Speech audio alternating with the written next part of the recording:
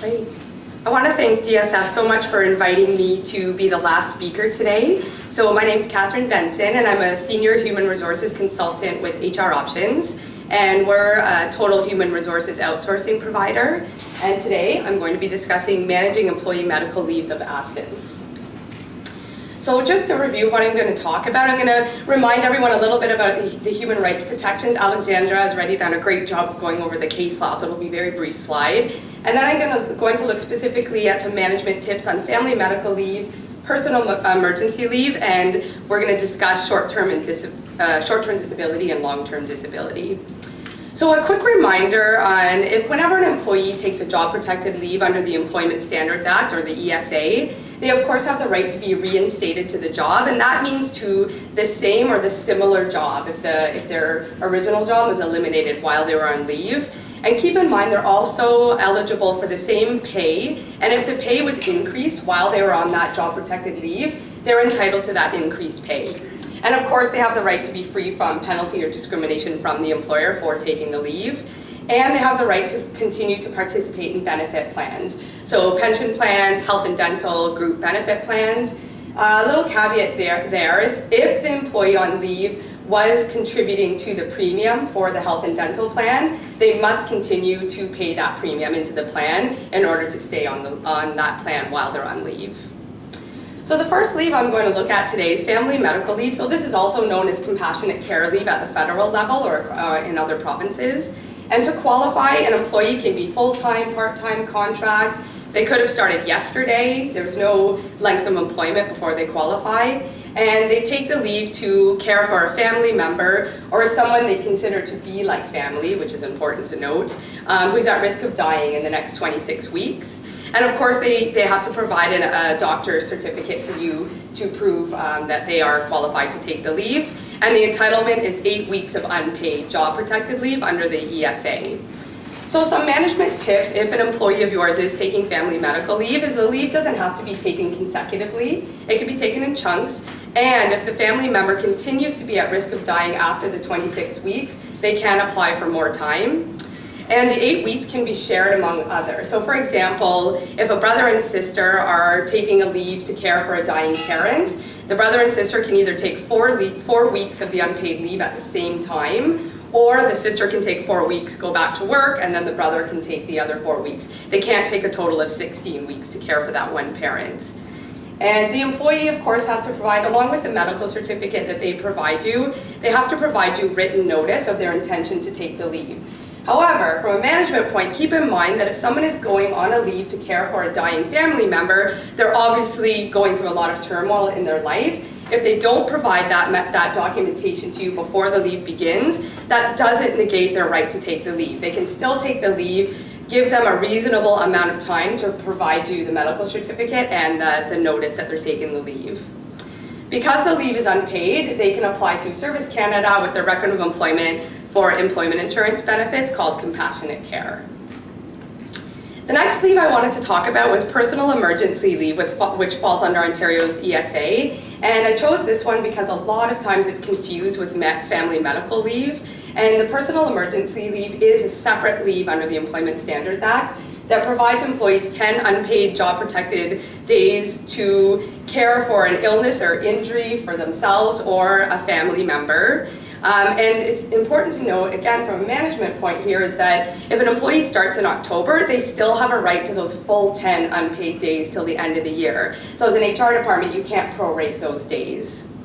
And unlike family medical leave, the list of family members is more restrictive, and you can find those in the Employment Standards Act. And the employer has to employ 50 or more employees for an employee to take the leave. What's important here is that those 50 employees don't have to be just in Ontario. It can be across Canada, it can be internationally, and also part-time and temporary employees will count as a full employee count when you're looking at your total employee count. My next slide is, I wanted to delve a little bit deeper into an urgent matter. So you can take the leave for an injury or illness for yourself or a family member, or an urgent matter. And I find that this definition of urgent matter is what gets under the skin of most employers or HR departments the most, because it's very vague. What does it mean? So under the Act, it is defined as an event that is unplanned or out of the employee's control and raises the possibility of serious negative consequences, including emotional harm, if not responded to.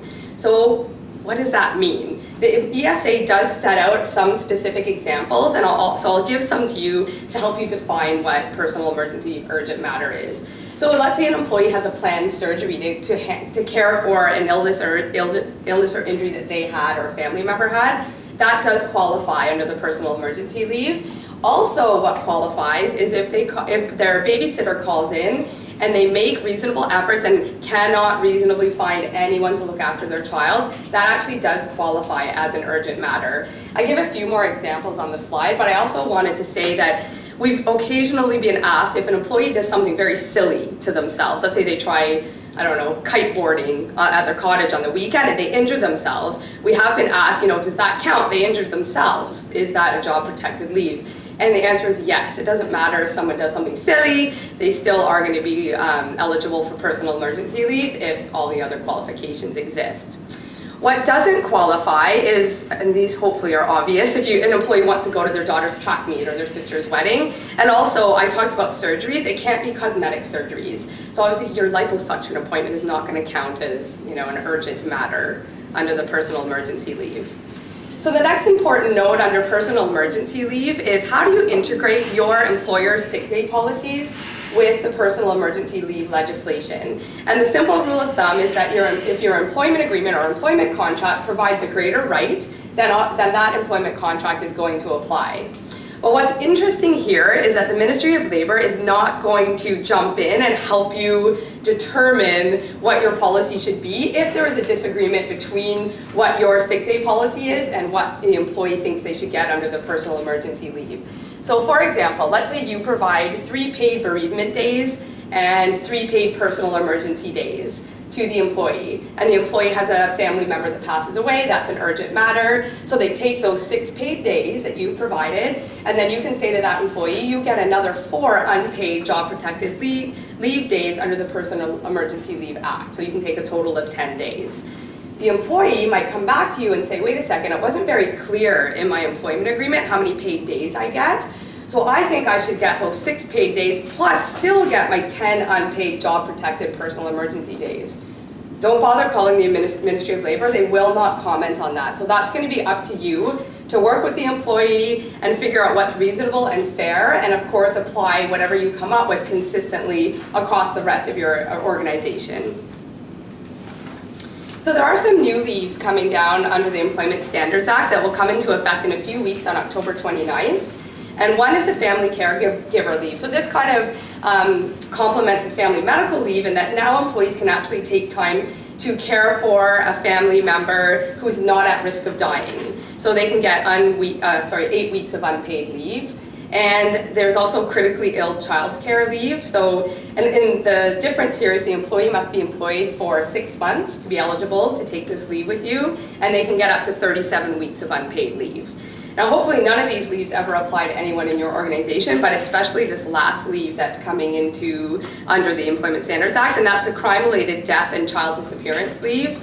So again, the employee will have to be working for you for 6 months to qualify, but they can get up to a year of unpaid leave. And if, because of their disappearance, the authorities think that the child has actually passed away, they can get up to 104 weeks. Of unpaid leave. So again, hopefully that never happens in any of your workplaces. So my next topic is short-term disability and how some just helpful tips on how to handle short-term disability leaves. And I find in my experience that there's 2 very common scenarios that come up when employees take short-term disability leave. So one is the employee comes and they're very forthright and they say, you know what, I have a surgery planned and I'm going to have to be off for a few weeks or a couple of months or whatever it is, and you can work with them through that process. Unfortunately, I'm sure all of us have experienced my next scenario, is that an employee just keeps calling in sick. Day after day, they're calling in sick, so you get to the point where you're thinking, okay, I've got to take some more action here. So my first recommendation is, of course, to look at your paid time off policy. So do you provide paid sick days? If you do, how many do you provide, and has that employee used them all? Make sure the employee knows, listen, you've used up all your paid sick days, your time moving forward is going to be unpaid. So that's the obvious place to start. Also, look to see if that employee is covered under your group benefit plan if you have one. And if they are, do you have a short-term disability plan that they're covered under? If they were hospitalized or in an accident, that short-term disability plan will kick in right away so they can get some money while they're on off leave. And if they weren't in an accident or hospitalized, then usually they have to wait around 8 days to start collecting their short-term disability benefit. So look at those parts of your benefit program. And of course, you're going to want to obtain medical documentation. So first, make sure the employee's under the care of a qualified doctor. And I say qualified doctor on this slide only because if you do have a short-term disability plan, the insurance carrier might be a little sticky about who the doctor is. I've never seen a carrier reject a doctor, but in case you're concerned, a good step would be to get the doctor's name and check with your carrier that all is okay. Also, you're going to want to use a medical request form, and by that I mean don't just say to the employee, we need a doctor's note saying that you're ill and maybe when you're going to come back. That's not good enough. What you should do is use a form that you've created with specific questions that you need to know as the employer. And I have provided an example of a medical request form in the pamphlet that you received from DSF this morning. I think it's the last insert on the right-hand side. So that medical request form is going to ask the obvious questions, are they ill, when are they expected back, if the doctor doesn't know when's their next appointment, when you might be able to tell us when they're coming back. And very importantly, it's going to ask questions about accommodation, so your return to work process. If they are coming back, what job conditions do you have to alter to accommodate them? Again, Alexandra touched on how important it is to accommodate an employee who's off because they are ill. It's really easy as an HR manager or a manager to be so focused on getting that doctor's note to prove that the employee is sick that you forget that you also need vital information from that doctor when they're coming back from leave to make sure they've got the clearance to come back to work, and again, what job conditions you might need to alter. And please attach a job description to that medical request form, because without the job description, the doctor is not going to be able to really give you an educated information on the accommodations that might need to happen when they come back to work. Also, if the employee is under a short-term disability plan, and even if they're not, stay in touch with the employee and make sure they know what the deadlines are for getting those forms in. So under a disability plan, they're going to have the employee is going to be in charge of getting a physician statement filled out and an employee statement filled out and submitted to the insurance carrier. And of course, you as the employer will fill out a form too to submit to the insurance carrier. And keep confidentiality top of mind. Keep in touch with your employee and make sure they know the deadlines of the forms, but also that the physician and the employee statement should not be mailed back to you. That's information you do not need to know. You don't need to know diagnostic information. You only need to know specific return to work, job-related information. So make sure they know where to mail it to your insurance carrier. And again, I stress, give them the deadlines, because if they're off ill, and we've experienced this a lot, employees, they're not thinking clearly. It's quite overwhelming for them. So as an HR person, keep in touch with them so they know what's going on. If their physician is late in the form, then help them out. Talk to them about speaking with the physician, not being shy to speak to the physician to get it in. And also pay for the medical request form that you, separate from the short-term disability form, that the paperwork you're going to have to do for your STD plan. If you're getting the medical request form filled out, which I think you should always, make sure you offer to pay for that form so you can get it back. The doctors will always have a fee for filling it out. And my last point on this slide is to remain empathetic. And I put that on the slide because it's very easy to get into a defensive position as an employer and think, you know what, that employee, there's no way they're really sick. They're on a performance improvement plan, or we were about to let them go. They're playing the system, they're not sick. And we've all been there where we've been suspicious. But don't let that overtake your management of the situation. Keep the doors of communication open. Keep talking to them. You don't want to hire a private investigator to follow them around. You don't want to check their Facebook page and find out that they've been on vacation in Mexico, because if they're on vacation in Mexico and you say to yourself, aha, I've caught them, they're not really sick, and you let them go, they're going to come back with you. They could come back at you with a wrongful dismissal case. What if their doctor told them they needed to get stress relief and recommended they go on vacation? What if they had a vitamin D deficiency and had to go to Mexico? You know, there could be reasons. I may be stretching, but there could be reasons. So do your due diligence when going through the process. If it ever does end up in a court case against you, you want to show that you've acted in good faith, you've understood the human rights, that they're off and they're protected by human rights, and that you've gone through the steps of accommodating them and helping them through their leave and helping them get back to work. Of course, I've talked a lot about if you have a short-term disability plan. If you don't have a short-term disability plan, which a lot of standard group benefit plans don't, then what you're going to want to do is issue the record of employment to the employee, and again, keep the doors of communication open with the employee. They're probably overwhelmed. They may have never applied for employment insurance, and they may think that there's a stigma applied or attached to applying for employment insurance. So put their mind at ease and say, you know what? No, take your record of employment. Here's the online link to apply online at Service Canada, and there's going to be a 2-week waiting period where you don't get any payments, and then payments will kick in for a maximum of 15 weeks, up to a maximum of 55% of salary, up to a maximum of $514 a week. So those little key factors are going to be key to putting that employee at ease and you helping them through their short-term disability leave. So this slide just kind of recaps everything I just talked about, and it's in your notes, so I won't go through it in detail. What if the employee's short-term disability leave turns into a long-term disability leave? So I just have a couple quick slides on this, and my rule of thumb here is, of course, check with your insurance carrier again. Are they covered for under your group benefit plan for long-term disability? If they are, keep in touch with the insurance carrier. What's the elimination period? Meaning how long do they have to be totally disabled, meaning they can't work, before their LTD will kick in? It's usually around 119 days. Some insurance carriers will allow for a trial period where the employee can come back to work and maybe part-time to see if they're okay to work.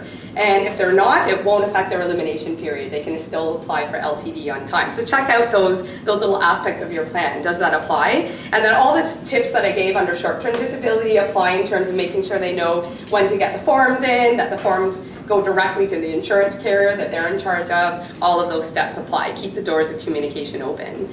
And my last slide just talks about, my second last slide is don't rely on the insurance carrier to give you medical information. So don't just sit back and say, the insurance carrier will help let me know what's going on with this employee and when they'll be back.